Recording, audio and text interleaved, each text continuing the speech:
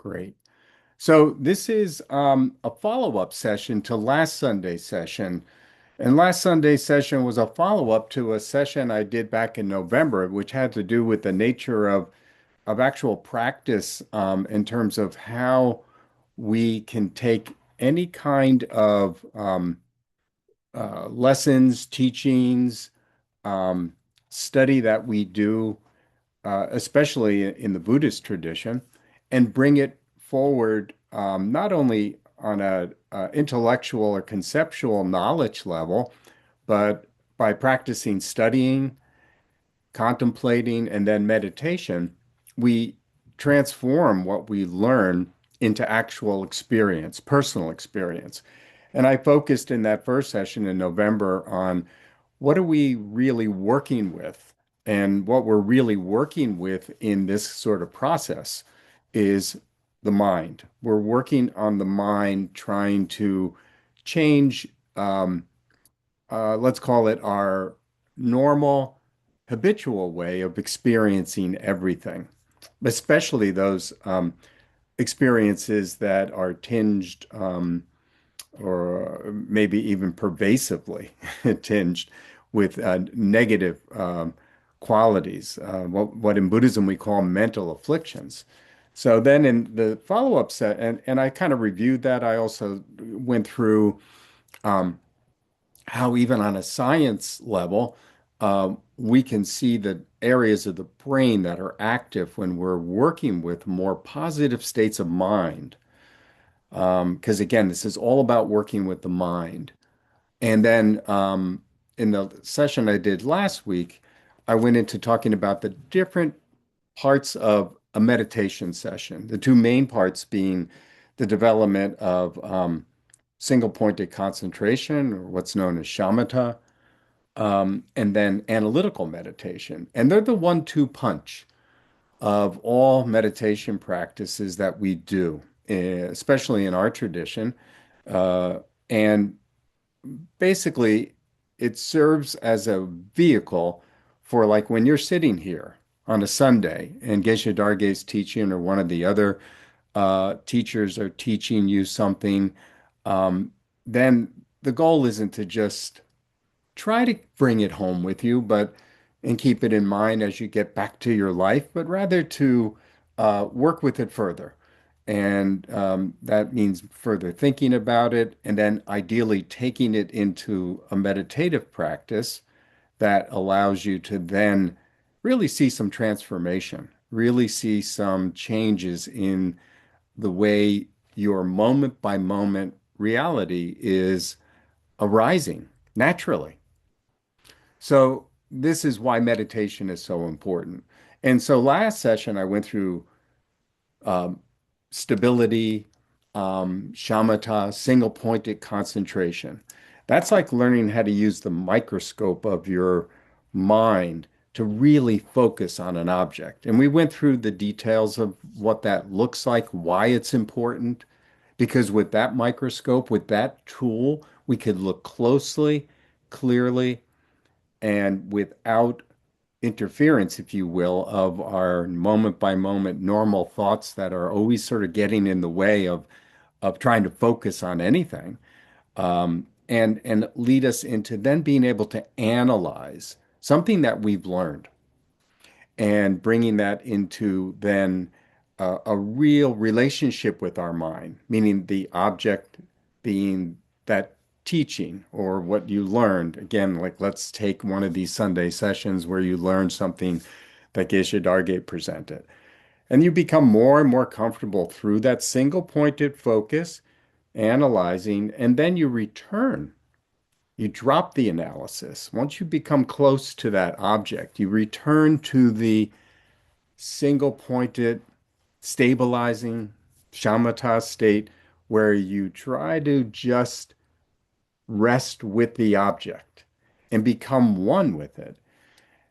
We hear that expression a lot. But what it really means from this sort of description I'm giving you is that we can bring it into our mind with that microscope focus of shamatha and just rest with it is the word. Rest meaning calm, no interference from thoughts that come and go. And this is the goal of good meditation practice to reach that state.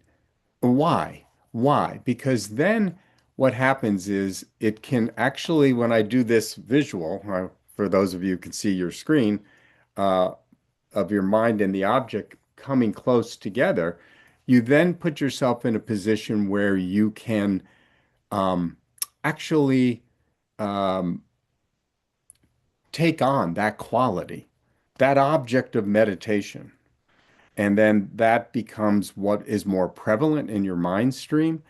And if your object of meditation is virtuous, as we like to say, has a virtuous quality, then this is a direct antidote to what we normally, especially when we talk about sort of afflictive state of minds, then this is the antidote.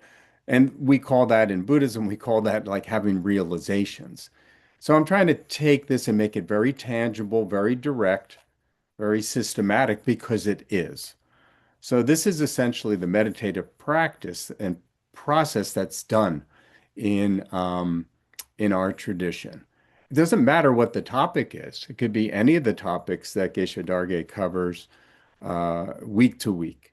So today I had promised that at the end of last Sunday's session, because this is a continuation of that, to take us into that process. Take an object of meditation and first talk about it.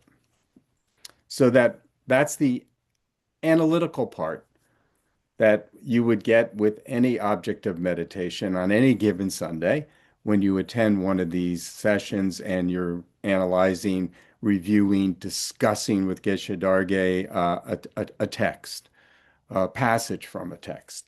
So what we're going to be using today as our object of meditation is the actual, what's called the clarity of the mind. But before we actually get into that, I need to set that up very as best I can in terms of putting a focus on it, and then talk about the clarity of the mind, and then we'll do the meditation on the mind. And then we'll do some questions and answers if there are questions. But have right at the onset an understanding that this process that we're going through is applicable to anything that you want to actually put your mind to. And it's different than like, I think I used this maybe even last week when we were talking about learning something like if you were in a class in college and you were studying some subject. Usually you're just focused on that for that period of time, that semester. You learn the materials so then that you can take the test. Maybe there's some residual carryover into your mind stream where you carry that, maybe even for life. But more often than not, it goes out of our mind eventually, unless maybe it's something that we're using foundationally to apply to like work we're doing every day. And maybe it becomes a little bit second nature. But in this kind of practice, studying a topic and then having it become a realization in your mind stream requires meditation. This is not required when you take a college course, you know. And you can think of many other situations maybe where you can, besides the analogy with the college course. So, but first here, I put it up on the screen. Hopefully you could see it. But essentially, the main thing to put back into focus as we start this is that we're trying to tame the mind. His Holiness the Dalai Lama says that we all have untamed minds. And then this is like what causes all of our problems, meaning that every moment we have something going through our mind, it's happening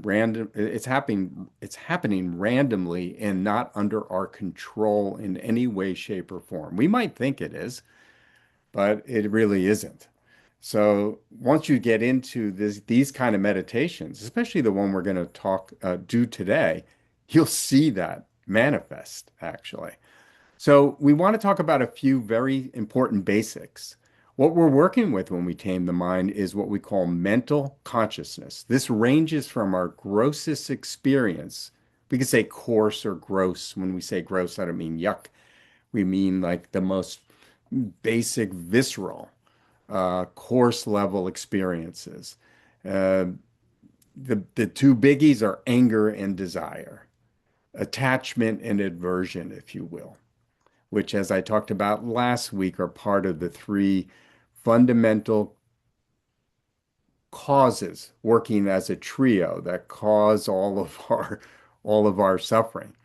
And those anger and desire are two of the what we call the three poisons. The three poisons, I'll just put it up on the screen again, were these. Attachment and aversion are basically what we I just mentioned, and then ignorance is like the way we see and experience, including our thoughts. We're going to look at our thoughts today. So then this is what we're working with. Very tangible, very tangible. So the range of mental consciousness that we're going to go delve into today is our grossest experiences from real visceral anger and and desire, aversion or attachment, to our most subtle level of complete stillness and clarity. And we're going to discover through this meditation that that is the natural, true state of our mind. Anything else that happens, we're simply sort of polluting, contaminating that natural clarity, pouring like some kind of dangerous chemical into that pure, clear stillness of mind. So that's what we're working with when we talk about mental consciousness. And then when we talk about mental consciousness as it applies to meditation, meditation is an activity of mental consciousness. What we're going to experience today is no different. And you all probably do meditation or have been part of guided meditations. I know that sometimes in these classes there's some guided meditations. Then you're familiar with that. And then we're talking about you're working with your mental consciousness. It's not something different. That's all when I say that. So it involves, and I did bring this up last week. What's different about meditation is that you learn how to use one part of your mind to observe, analyze.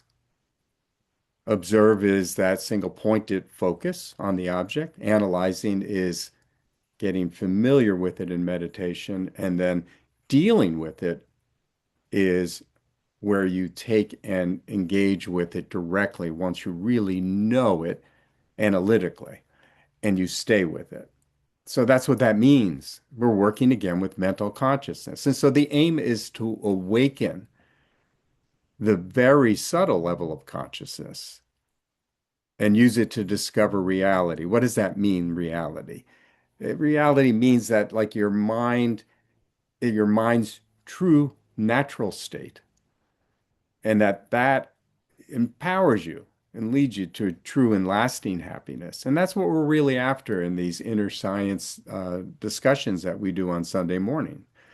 So just sort of remember we're taming the mind, we're working with mental consciousness, and that meditation itself requires a couple of important things. One is being totally honest with oneself. What does that mean?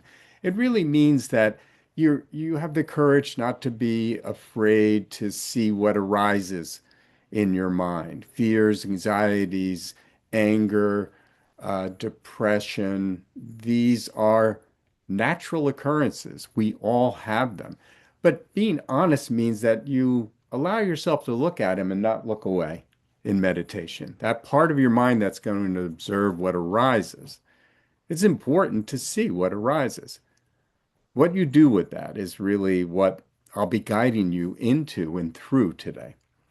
And then understanding both positive and negative aspects of the mind. So the mind is filled constantly with positive and negative arisings, all coming from whether or not in the past, and we don't have to be talking about like past lives, we're just talking about cause and effect from past actions of body, speech, and mind. Whether it all depends on whether or not And that plants in our mind stream a ripening factor, a cause for like a result that's similar to occur. It's very scientific. Cause and effect makes everything go on in all of existence. So here we're talking about, just to bring up another graphic that we looked at last week, is that, we have these 10 non-virtuous thoughts, activities of mind, body, and speech. And then we also have the opposite of that, the 10 virtuous of mind, body, and speech. And depending on what is arising at any given moment in our mind, they come from some previous moment of having done one of these. One of these, meaning one of these 10 virtuous activities, if you will. And you can broaden this out into thousands of variations, but these are the core, or maybe 10 of the non-virtuous. So if you lie, it's going to lead to a result in the future of just more lying. Same thing with if you're greedy. It's just going to ripen from a cause and effect point of view. It can't ripen as something that's the opposite of that. But, in the past, we're all regular people and we've done a combination of both. So the point is here, when we go back to looking at what we mean by this, we mean that understanding both positive and negative aspects of the mind, where they come from, where they arise from, as it says here in the last bullet point under meditation requires. So it's understanding that we have both positive and negative aspects arising in our mind every single moment, but where do they come from? And that's what we just sort of covered very quickly. But it's good enough to empower us to know that they're based on something that we've created. We've created the cause for. But does that own us? Does that define us? Do those thoughts, are they us? So that's part of what we're going to be experiencing today. And then meditation empowers us to recognize our mistakes, leading us to making adjustments in our mind stream. That's why it's so important to be honest with yourself, have that courage to just recognize what actually arises in your mind. And the benefits of meditation, both short and long term. Long term, they can create permanent happiness. I mean that literally. And they can also give you knowledge of the nature of reality and also of cause and effect, like we were just talking about just for a brief moment. But also short term, develops a more positive and realistic self-image because one is comfortable with coming to terms with what arises and and discovering its true nature and having that realization, you become much more positive and much more realistic about who you really are. And then that leads to learning to have fewer unrealistic expectations of people and things and also yourself.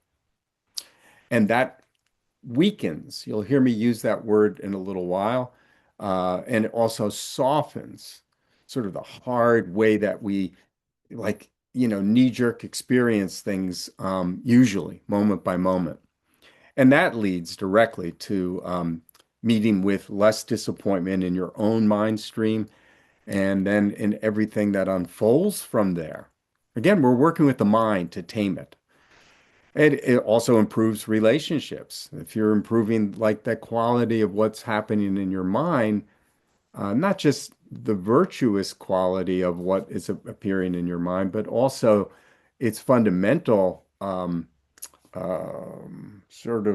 control of you or lack thereof. It improves like your the way you interact with others. Life naturally becomes more stable. You feel less like you're moving all over the place. Your mind again. You were talking about your mind, and that creates a sense of satisfaction. So there are definitely short-term benefits to it. The key to doing meditation is to do it joyfully, um, and to try to do it, as I talked about last time, like every day, at least for a short period of time, because lifelong habits die hard. The moment by moment thoughts and then speech and action that naturally are arising where you're not aware and mindful of, then it's very hard to change that fundamentally. So this isn't like a pill that you take, the red pill or the blue pill, and then it's going to open up everything or not. Transforming and taming the mind, I put it in all caps, takes time. It's slow and a gradual process, but it's a process that works. And it's a process that, because the end game of what can occur in meditation can be that last stage where you become, if you will, one with the object of meditation, you rest with it, it can affect a actual realization, a change that goes beyond some sort of momentary change that you might find elsewhere by taking like a psychedelic drug or by drinking or by having sex or whatever it is. Those don't have to be bad things done in a proper and responsible ethical way.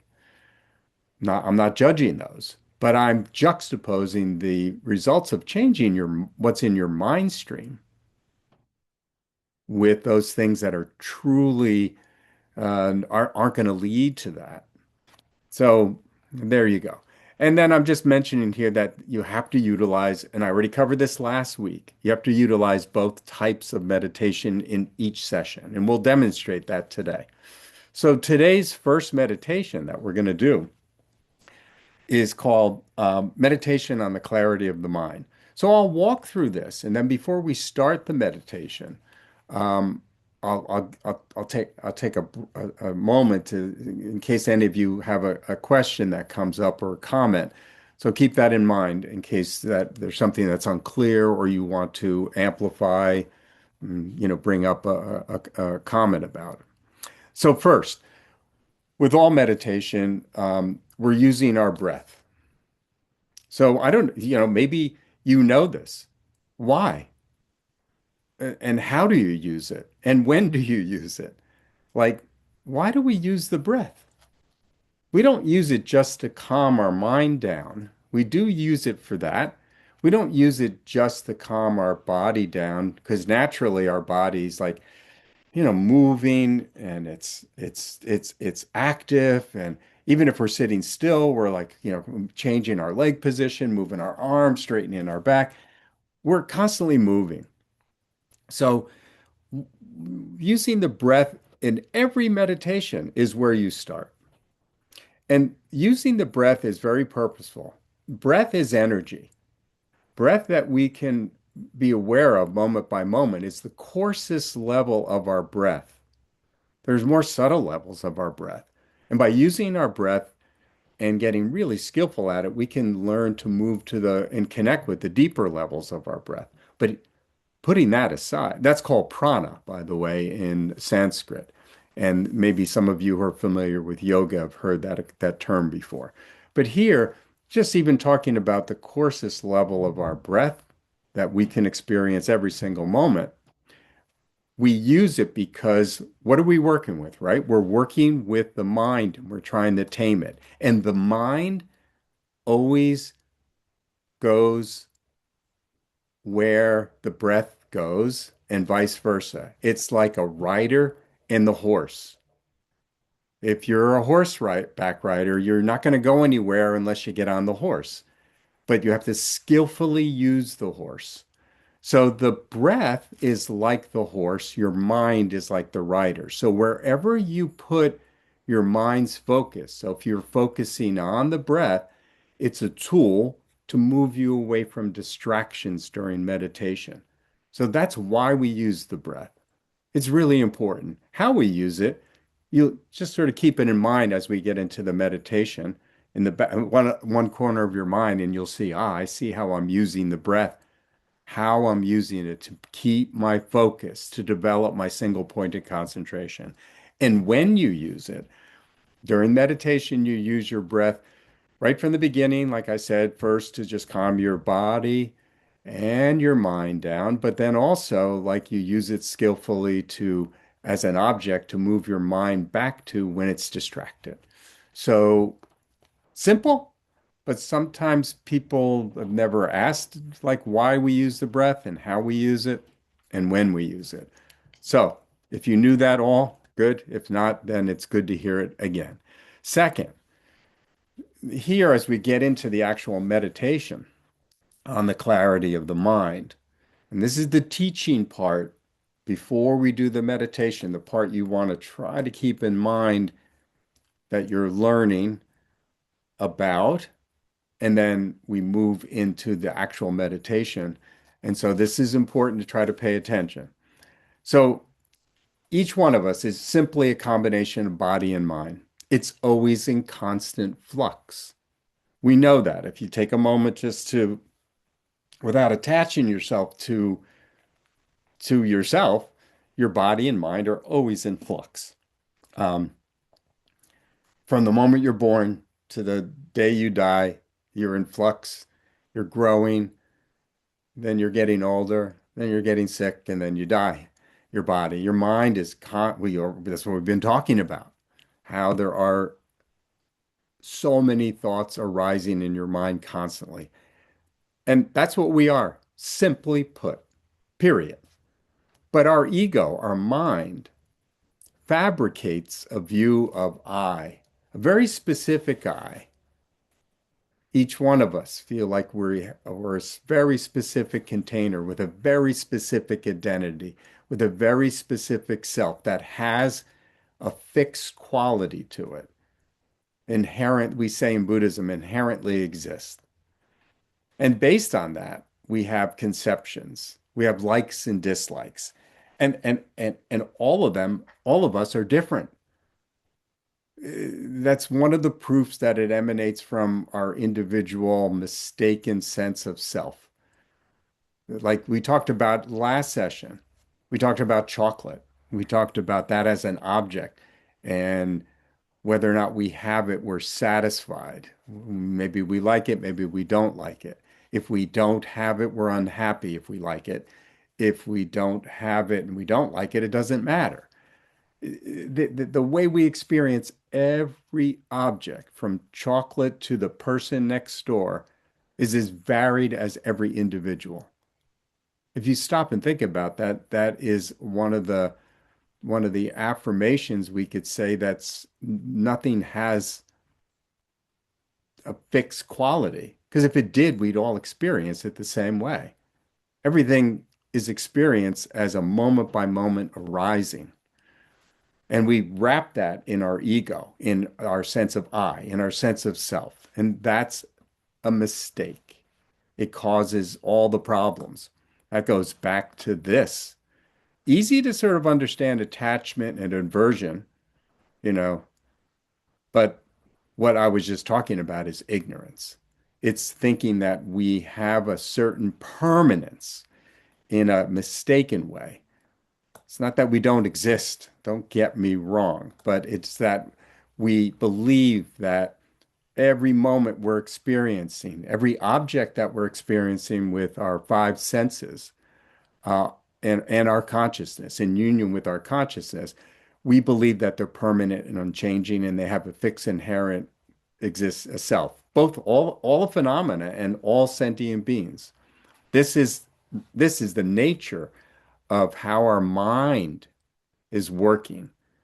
And what we're doing in our meditation today is we're looking to see if that is the way things really are or not. So, meditation on the clarity of the mind is an effective antidote to these projections of thinking things are permanent, unchanging, because we gain a direct experience of the mind being clear and non-material. It isn't all this stuff going on. The transient nature of all thoughts, feelings, and perceptions becomes very apparent when we're in this meditative state. And it's that which we recognize, see, understand through the lens of what we're talking about today and going, so things aren't like that.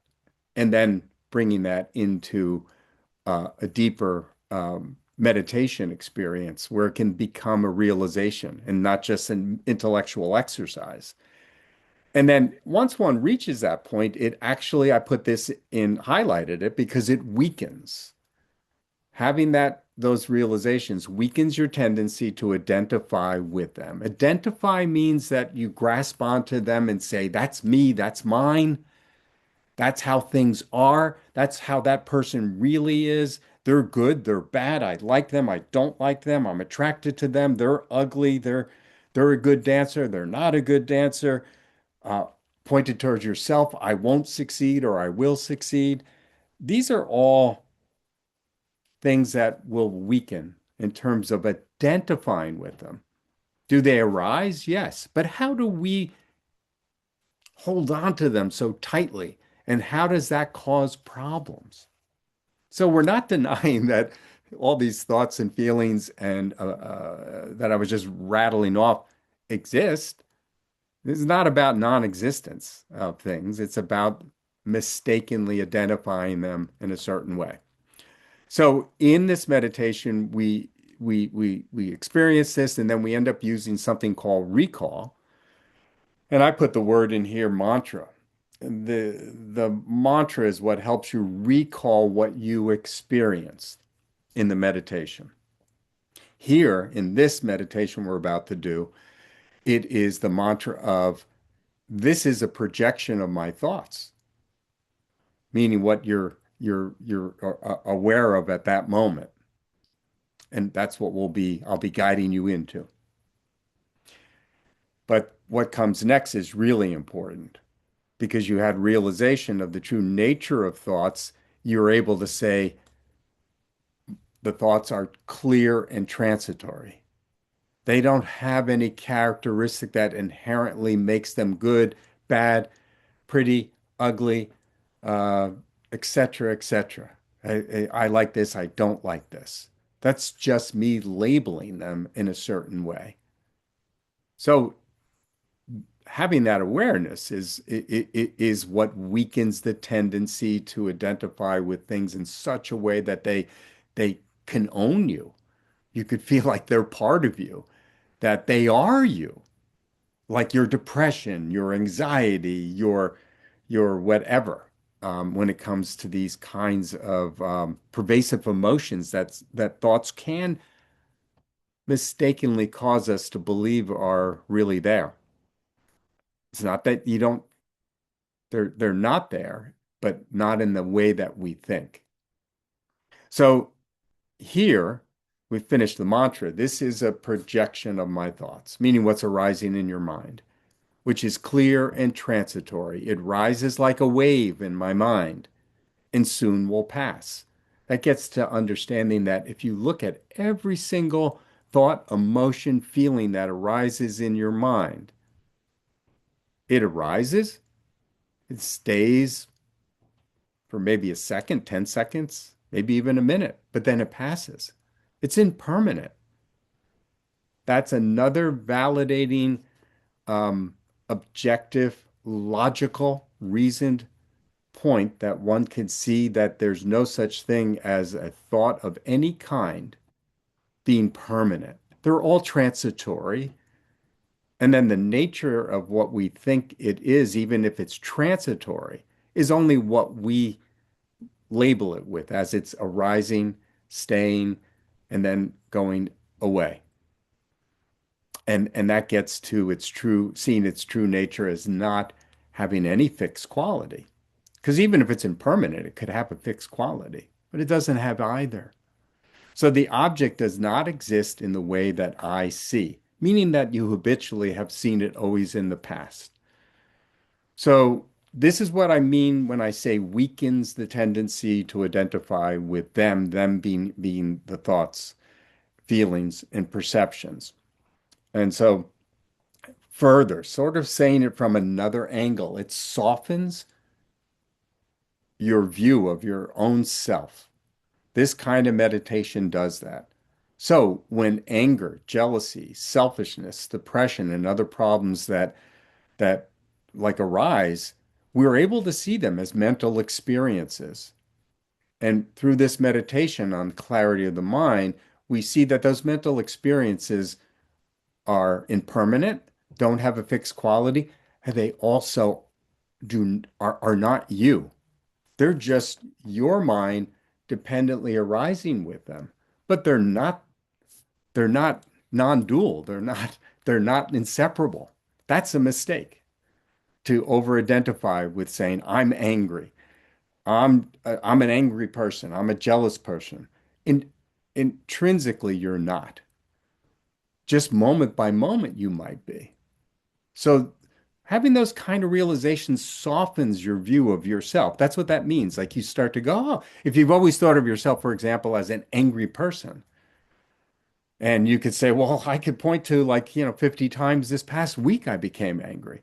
Okay, we're not saying that didn't happen and that maybe anger won't arise in the future, but can you lessen it? Can you soften it by seeing that that doesn't really define you because of the nature of anger isn't intrinsically you. It in and of itself as an object it is a thought that arises dependently with you. It comes, it stays, and then it passes away, and it has no fixed quality. It has no fixed inherent existence. So how could you be that? So we're talking about like fundamentally.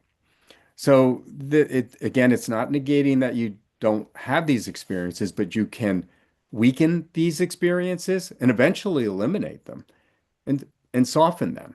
So there's a very process-oriented um, steps that we go through when we meditate on the clarity of the mind.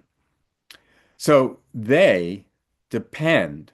We're talking about your thoughts that arise and the associated labeling we do of them as being like an angry experience. Or thoughts, when I say thoughts, I really mean thoughts, feelings, and perceptions, what I have up here.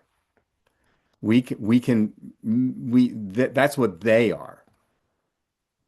Those thoughts, feelings, perceptions depend for their existence on our belief that they are permanent and have some fixed inherent quality. I should say fixed. Sorry, fixing my typo. um, that will never change. This, this by the description I've already given us in so far in this sort of mini lesson about the quality of the mind, the clarity of the mind, we should see that this is not, this cannot be true. This cannot be true. Um, but understanding um, clearly, I should say clearly, my notes are sloppy, clearly seen in meditation and having the realization that they are simply mental experiences. So, yeah, they're mental experiences, but do they own you? Are you them? Do they have a fixed quality? Are they not just impermanent um, and empty of any kind of inherent fixed quality occurrences that are arising and then passing in your mind? So they directly to the weakening and softening of their hold on us. So that's what this leads to, having that realization of these mental experiences being clear and transitory. Maybe now you understand a little bit about the transitory part. That part's sort of easy. When you go in meditation, you see thoughts arise and pass. Okay, they're impermanent, they're transitory. What does he mean by clear? Clear means that they have no fixed inherent quality that is there. Everybody experiences that, would experience that thought the same. If you could capture that thought and put it out there for everybody to see, would everybody experience it the same way? Then this is not possible. Because its true nature is it's clear. It only takes on the labeling that we give it in the moment. And that's why having that awareness and then that realization can weaken and soften their hold on us. I put that in quotes.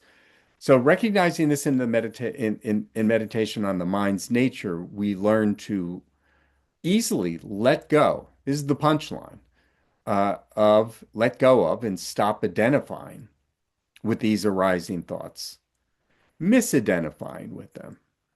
It's not that they're not occurring in our mind, but what is their nature? And can we let go of them, especially if there's something that are causing us suffering on some level?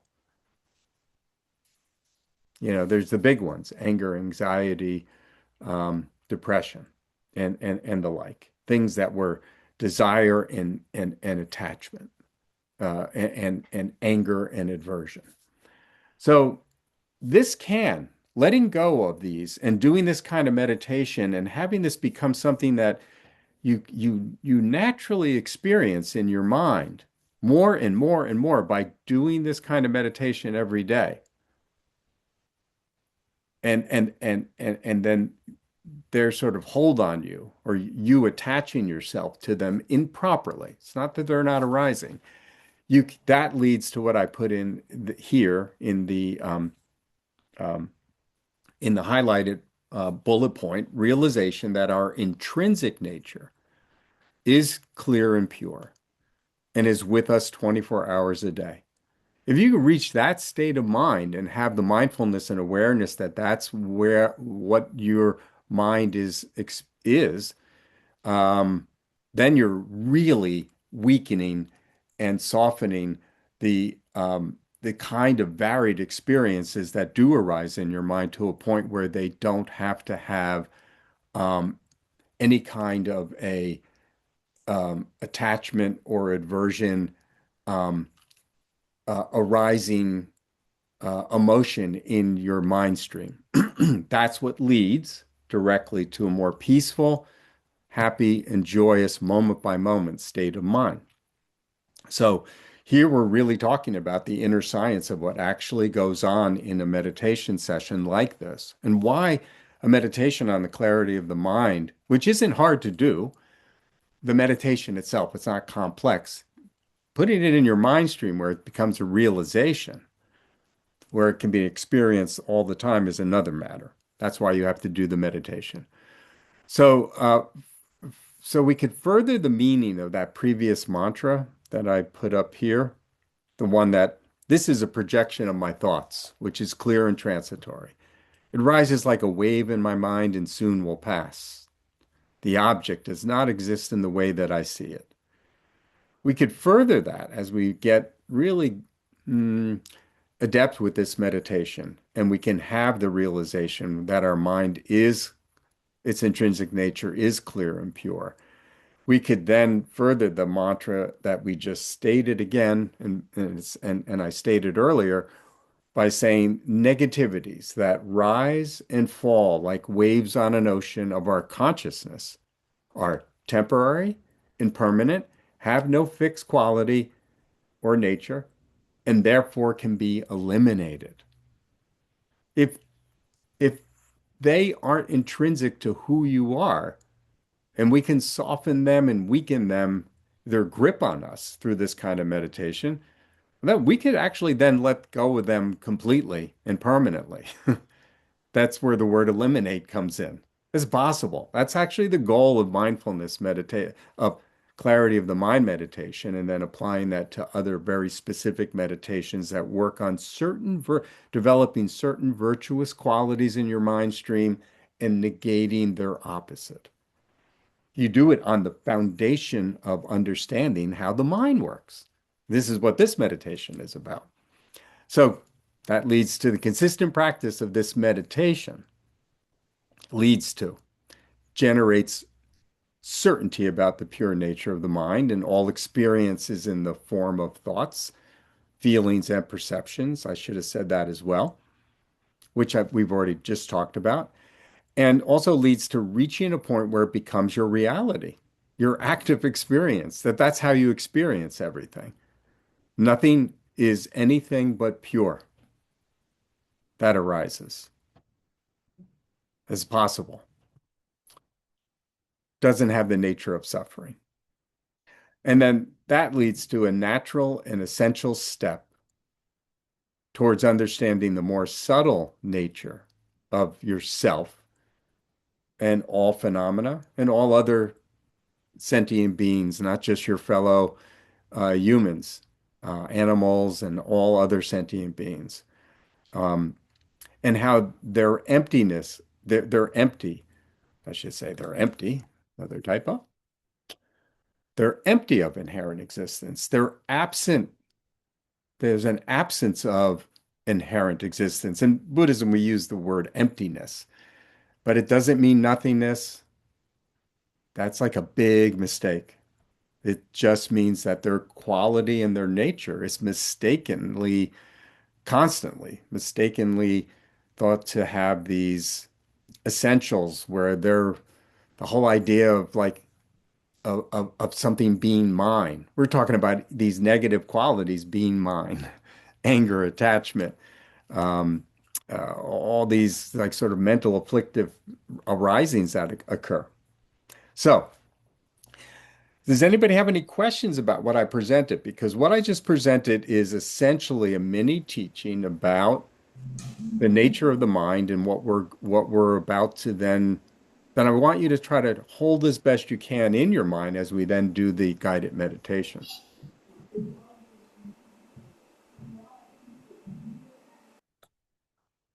Okay. So the other thing that you saw for a moment here on the screen is a verse called the Four Immeasurable Thoughts. We may or may not get to this, probably not. This is one that I mentioned last week that we also could use do a meditation guided meditation on. But we might not have time today. And it's more important that we do this clarity of the mind meditation, which, by the way, one of the people who attended last week had asked for like exactly what that is. And I promised that we would do this meditation. And it does illustrate what I was teaching last week. Um, so here we're going to actually do this meditation practice. A little hard to do on Zoom. I apologize for not being there today. But I think we've all got a lot of experience with Zoom. And so I'm going to guide us through this meditation. And we're going to start with just putting ourselves in a relaxed, seated position, but try to sit in a position, if you're in a chair, especially if you're not sitting in a meditation position, try to sit where you're sitting straight up. Your back, you could feel a slight curve in your back that bows inward, which is that sort of straight up posture. Try to put both your feet firmly on the ground side by side and sort of imagine as you do that, that your 2 feet are connecting you to the energy, the stabilizing energy of the earth, like a mountain that's immovable. And that energy is connected through your whole body and mind during this meditation. And now we try to just focus on our body for a moment, where we do a body scan from head to toe. First, your head and neck and shoulders, jaw, mouth, and you're looking for one thing. That one thing is any kind of little tension that might be present in your body that you can identify with your mind. And as you identify any kind of a tension, use your breath. And as you inhale, your breath and your mind's focus and identification of that tension. With the in-breath, grab that tension. And with the exhale, you expel it out into clear, empty space. So do this for 5 or 6 breaths, scanning your entire body, looking for that kind of physical tension that might be present. Using your breath and mind like a rider on a horse to go to that point of tension. Pick it up. And with the next exhale, let it go out into empty space. Do this for the next 5 or 6 breaths.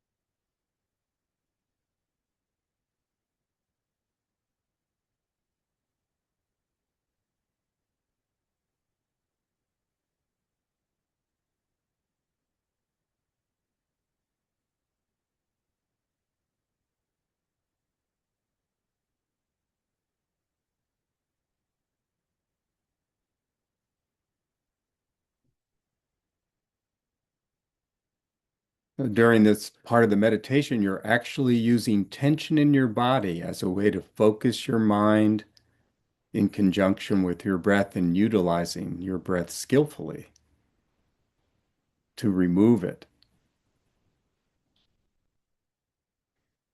We continue breathing, putting our focus on our breath, fully engaged with our breath. Our minds focus on our breath, deeply moving through both nostrils. Feel your breath moving through both nostrils as you inhale, bringing the air down to your stomach. Hold it for a moment and then exhale slowly and gently through pursed lips, not through your nose. Repeat this 2 or 3 times. Breathe deeply through your nostril. Feel the air moving down to your stomach. Hold it for a moment. And then exhale slowly and gently through pursed lips. One more time.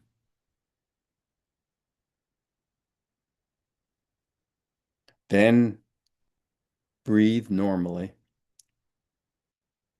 observing your breathing without thinking, without conceptualizing. Simply feel your breath. Observe it without thought.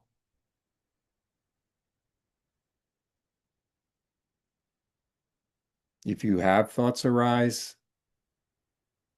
gently let your mind be aware of that thought and gently say, I'm letting you go, and bring your focus back to the breath.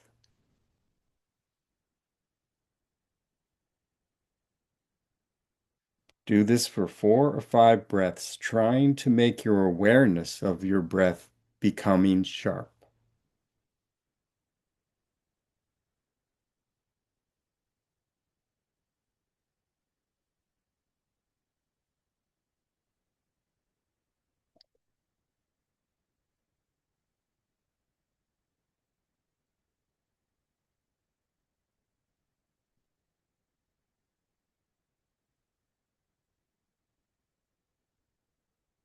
Just focused on the breath.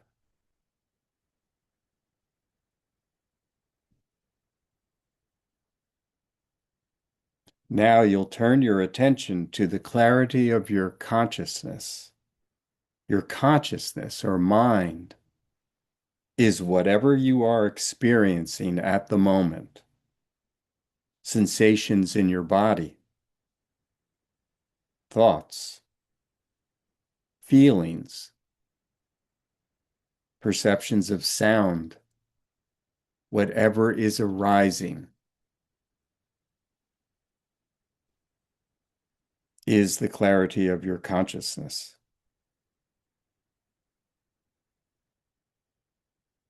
As any of these arise, allow your mind to identify what is arising as clarity. Try to remove any form or color. Try to experience any feeling or sensation or thought as simply space-like. This is called pure awareness. Whatever it is that arises, drop the labels the way you might normally identify it, and just see it and feel it as a space-like pure object. Gently focus your attention on this clear, pure mind. This is the nature of your mind.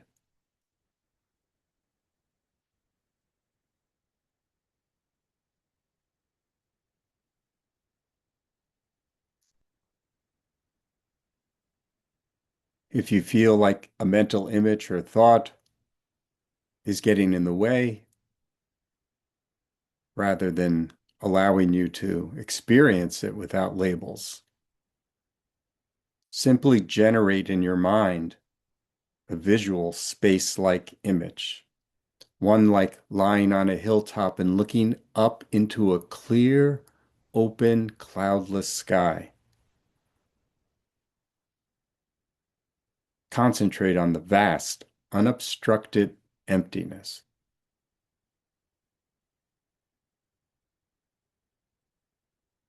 Imagine that it flows down and embraces you and your surroundings. Everything becomes space-like, including whatever sensation, thought, awareness that might be arising in your mind.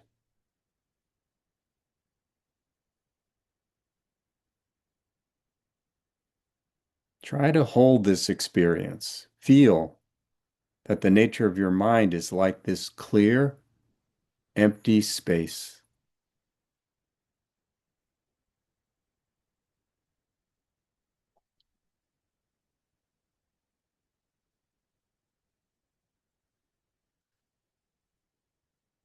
Normal labeling of your thoughts will be distracting and may arise, but don't react to them. Don't reject them.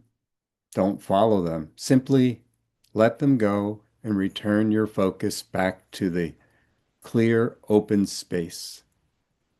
That is the nature of your mind's natural state.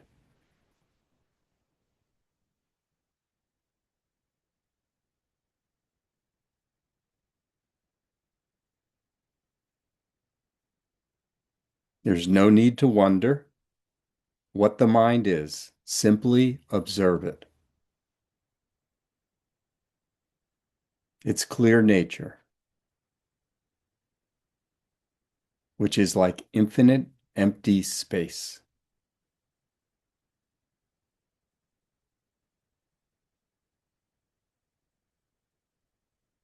It's simple and natural. It, it's what naturally occurs every moment. It is nothing special.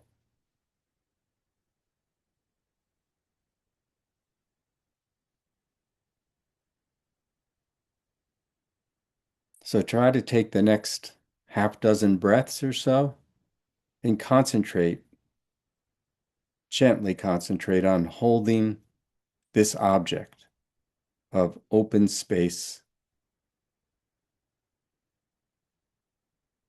without forgetting it.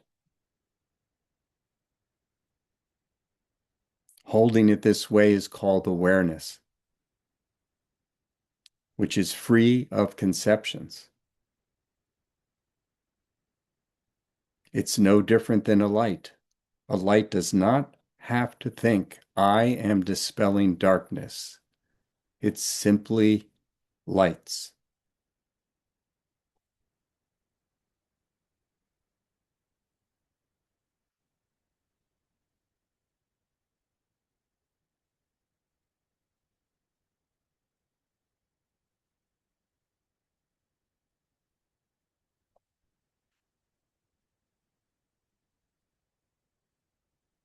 Try to feel that this open space dispels the heaviness of how things normally appear to you,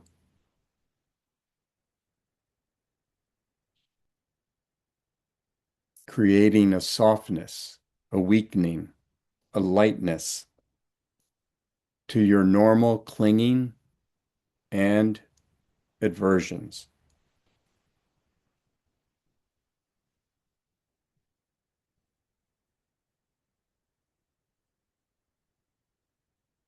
Try to feel that for a few moments.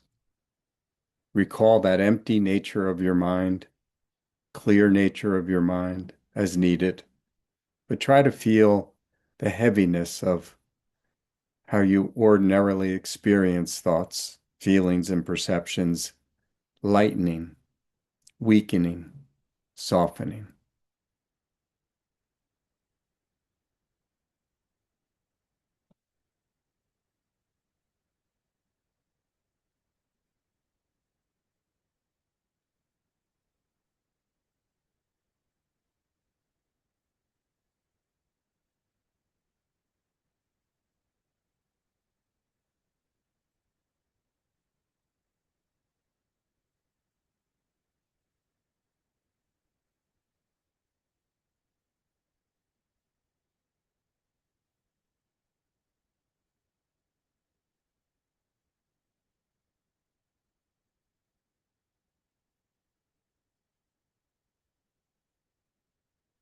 And just for a moment, as we approach ending our meditation,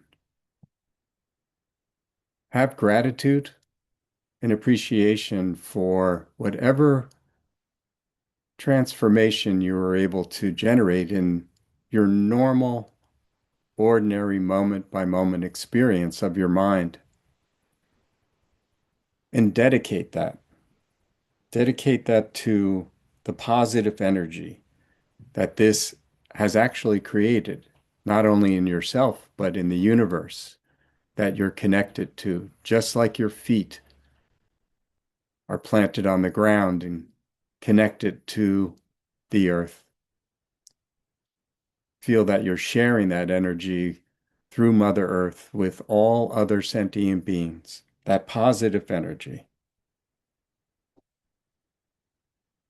and dedicate that to the welfare of everyone. Share it with everyone.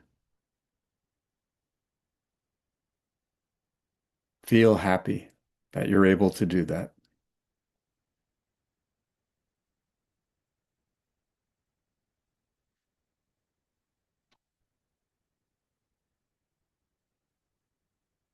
And now we bring our focus back to our course level breath, moving in and out of our nose gently. With every in breath, we feel the air moving into our stomach and then gently out again through both nostrils. And over the next few breaths, bring your awareness outward towards the rest of your body beyond your breath and the environment you're sitting in. Bring your awareness of the room you're in back to your consciousness and allow yourself to end the meditation and open your eyes. So that's our meditation on the clarity of the mind. Hopefully, that is something that you could relate to based on what we talked about. Because the idea is, as we started this session and harkens back to the last two sessions that I've done, to try to bring what we learn about whatever the topic is into meditation and create that as the object of your meditation. It could be a teaching, it could be a thought, it could be whatever. So I'm not sure if that is helpful in the sense that it gives you a feeling for how to maneuver during a meditation session when you're trying to make the object your mind. But this is a pretty standard meditation practice that we use in Buddhism to do so. So, anybody have any questions or comments about the meditation?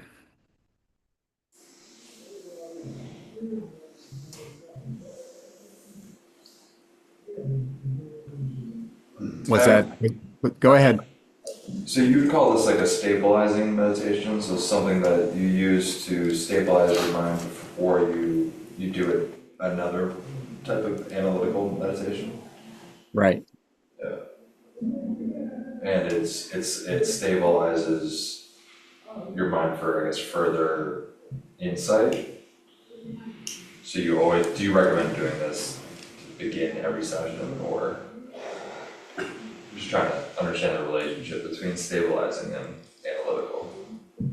Yes. And in this meditation that we just did, we could identify the stabilizing portion, the initial portion of the meditation, as being the um, calming down process of our most coarse level self, which is our body, using the breath in union with the mind to remove tension. That's a technique to stabilize the most coarse part of who we are, which is our body, because normally it's not. even sitting up straight and everything related to like what I simply put in the meditation. We could have done a much more detailed um, mm, process of body scanning, etc., but I shortened it for the sake of not making that too much the focus of the meditation. So that's the initial part. And then the second part of stabilizing initially is bringing the focus of your mind onto your breath specifically, and sort of letting the body remain in that state we had just established. And then once we're able to use the breath, and here we're using a meditation technique that affects your nervous system, where you do the in breaths through your nostrils and then the out breath, and you bring it into your stomach. And then you use your out breath to go through pursed lips. And then this is a furthering stabilizing of your physical nervous system, but also what we call your subtle body. Because what we're doing is we're trying to move us into a quiet place where then we could go into the analytical portion. So that here is all there is to the stabilizing portion of the meditation. It's taking the body and the mind and putting it into a quieter place than it normally is, and trying to maintain that. That's the stabilizing or shamatha aspect to what we're doing. The object there is our actual course level body and mind, quieting it down. And then the actual meditation itself is the process of how we use the breath and the to stay focused in union with our mind on whatever was arising in our mind, and then keeping that as our focus. And here, in order to get to the deepest level of what we were trying to attain, we were trying to not attach anything to it.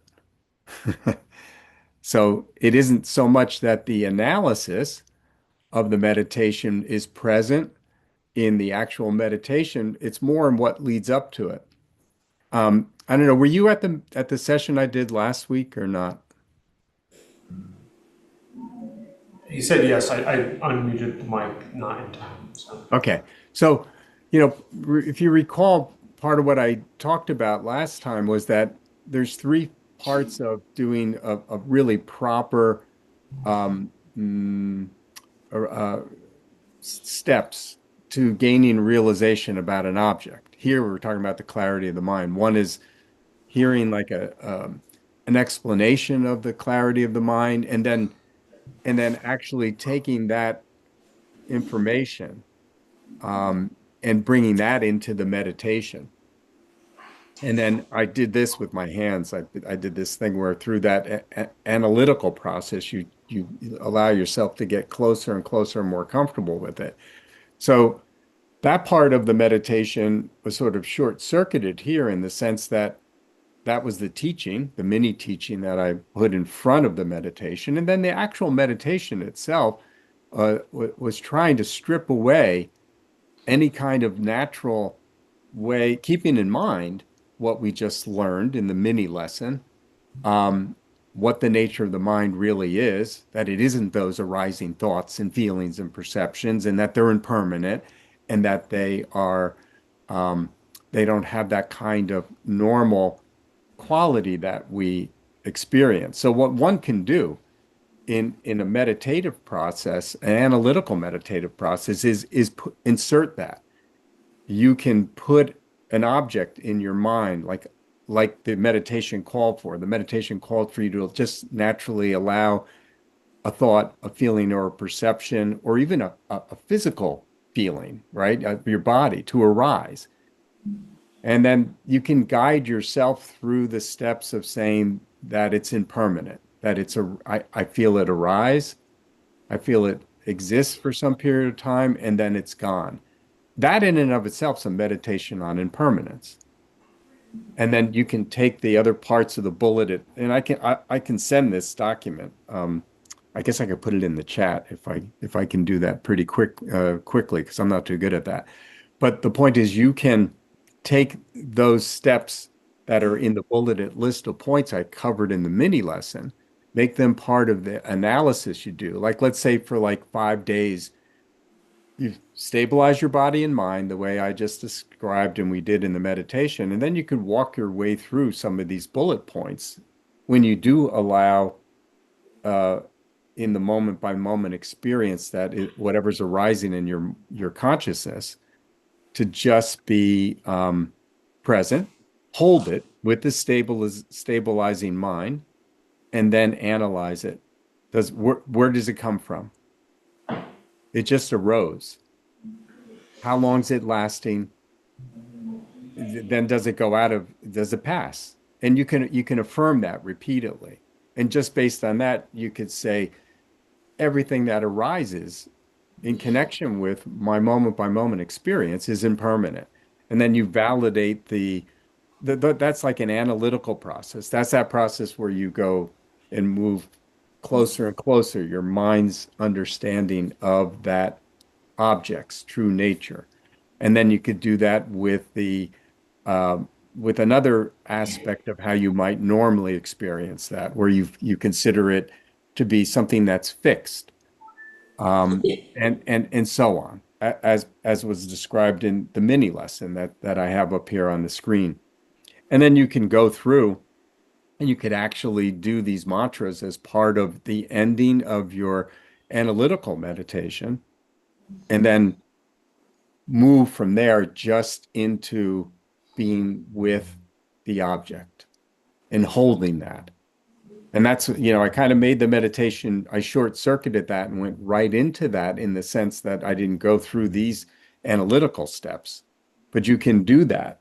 And you could take any aspect of like what's presented here, that I've typed up in these notes that we followed in the mini lesson, and bring them into your focus conceptually, identifying the thought, feeling, or perception in the proper way, gaining a firm, like positive, like, yes, that is the way I'm experiencing this.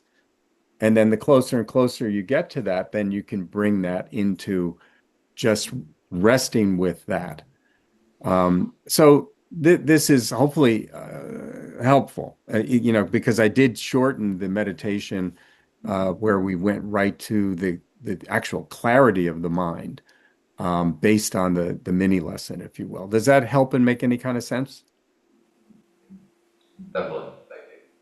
Good, good. And I'm glad you asked that question because, and I should, maybe somebody could help me. I think I have to stop sharing the screen for a moment, which I will do.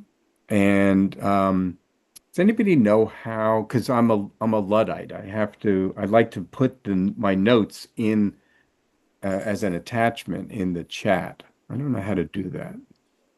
Let's see, chat. There's a thing that says file. Well, it's next to it's at the bottom of messages for the chat. Okay. You hover over it and it'll say file. It's the second from the right.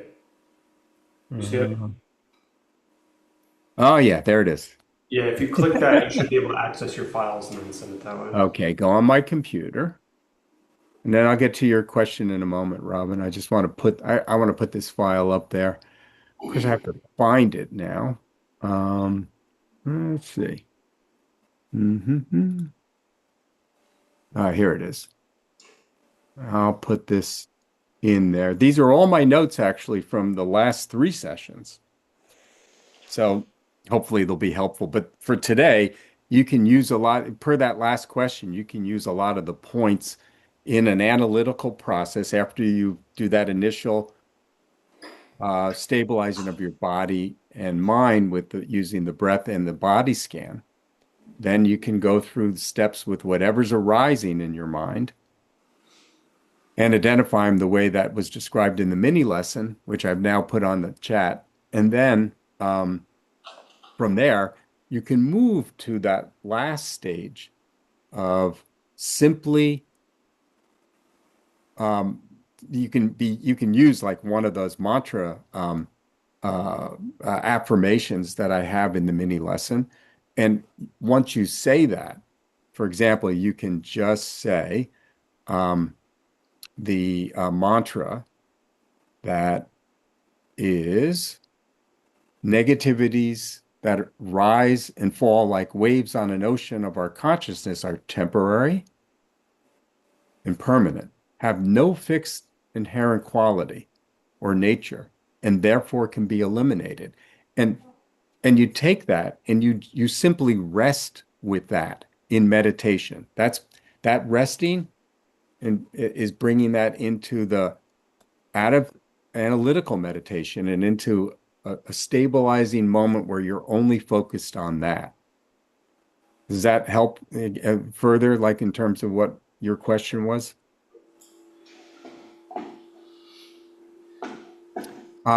Okay, so all right, so Robin raised her hand by mistake, so Robin doesn't have a question.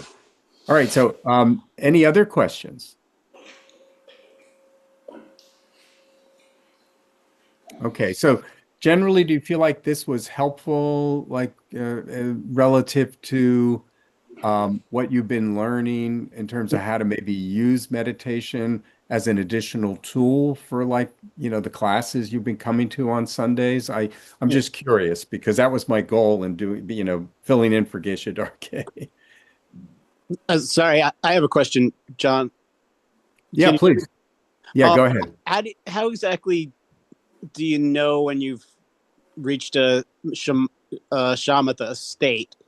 Like, exactly, like what are the where's the depth in that we could think and kind of progress towards?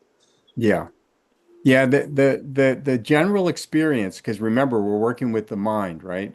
The general experience, no matter what your object of meditation is that you're able to stay focused on that object and engage with that object um, based on thorough analysis that makes it a very comfortable and familiar entity as an object of meditation. That's required. That's why analytical meditation is really, but then once you're able to then take that object and just rest with it, and you have, it's like, remember earlier in this class, I talked about shamatha or a single point of concentration being like a microscope. So shamatha single point is that instrument. You need the microscope to look at the object that closely. If you don't have that microscope, you can't see it clearly. So you have such clarity of experience that it's the only thing that's appearing in your mind. There's nothing else. Any thoughts that might even come and go, you're not even aware of. They just are coming and going because they don't stop, by the way, but you can kind of they can be sort of temporarily moved aside for the period of time that you are focused on the object. And so that is the visceral experience in your mind. Also, you usually have the what's called suppleness of body. So your body becomes temporarily, mm, not that you're not aware of your body, but your awareness of your body is such that it's like very much not interfering with that focus. So if you have feelings like even like if your leg has an itch on it, like you won't even notice it. Same thing like if you have a thought, it's there, but you don't notice it. So it's like is the Mhm. itch actually there then? So you have suppleness of body in the sense that it doesn't interfere with distracting your mind's focus to your body, and then your thoughts, feelings, and perceptions that are normally going on are put temporarily on the shelf, so to speak, and you could just focus in a very balanced way, not without any dullness, not without any excitement. You're just engaged with it like perfect harmony, perfect unison, a perfect chord, a perfect interval. So this is the visceral experience, and then the outcome of the experience is some kind of a realization that you actually experience the object not just like as a object under a microscope that you could see it so clearly, but that it actually moves into your mind stream and it becomes part of you, if you will. And that manifests in in very unique ways relative to who you are. So, like somebody could be doing this same meditation, and what their realization is looks like and feels slightly different than yours. Um, Mhm. so there's no answer to that in terms of like, oh, you're going to experience this if you have clarity of mind, you know? Mhm. So is a way a practice for trying to improve that I is that um object like actual like a physical object trying to see a physical object more and more clearly, is that what is meant for that, is to be able to see with that, you know, that level of resolution. Yeah. Yeah, I understand exactly what you're saying. So it kind of goes back to, I'll share the screen real quick for a moment before we end. It goes back to like this picture. It's like you can take like an external object as shown here in number one, right? You're on your phone, so you can't see this. Mhm. Uh, Oh, I but can see. Oh, okay, good. Sorry. So focus on an external object. So it could be like the Buddha, and then what you do is you bring that focus and you internalize it. And what that means is that you look at it first externally, and then you drop it. You're not sitting there staring at us like an image of the Buddha. You internalize it, meaning you bring it into your mind. And as I said in the previous session, in this diagram, they show that internalization happening at the heart center because this is like where your most subtle body and mind is actually located. Your brain is just a facilitator of consciousness, but your consciousness is actually located. So that's why the picture's there. And then once you become so familiar with the object in terms of its detail, where you can like instantly not just recall it analytically, but actually experience it. That's why the third picture here shows it as a heart. The idea of the heart is that it becomes one with your mind, and in the sense that like it's not even an analytical process any longer. So that's when you know that you've reached uh, a full-blown experience of um, the of shamatha. First, you start with something that you are, because even here, though it says stages of shamatha, there are three stages here. Analytical process is involved. You have to see the external object, learn it, um, and you might not think of it as analysis in an intellectual way, but you are breaking it down, right? You're looking at its parts.